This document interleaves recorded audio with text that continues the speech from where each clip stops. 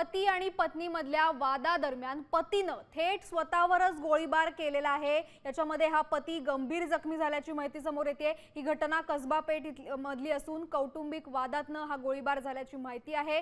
जखमी पतीवर रुग्णालयामध्ये सध्या उपचार सुरू आहेत। तर पुण्यामधली ही धक्कादायक बातमी म्हणायला लागेल। कौटुंबिक वादातनं पती न स्वतःवरच गोळीबार केलेला आहे।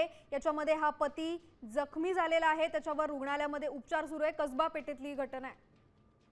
या संदर्भामध्ये अधिक माहिती घेऊया आमचे प्रतिनिधी अक्षय बडवे यांच्याकडनं। अक्षय, नेमकं कारण काय होतं वादाचं आणि या पतीची आता तब्येत कशी आहे?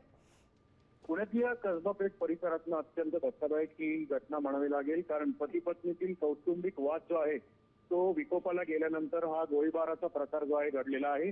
या घटनेमध्ये प्राथमिक माहितीमध्ये जो पती आहे त्याच्या खांद्याला ही गोळी लागल्यामुळे त्याला रुग्णालयात दाखल करण्यात आलेला आहे। त्याच्यावर उपचार चालू आहेत।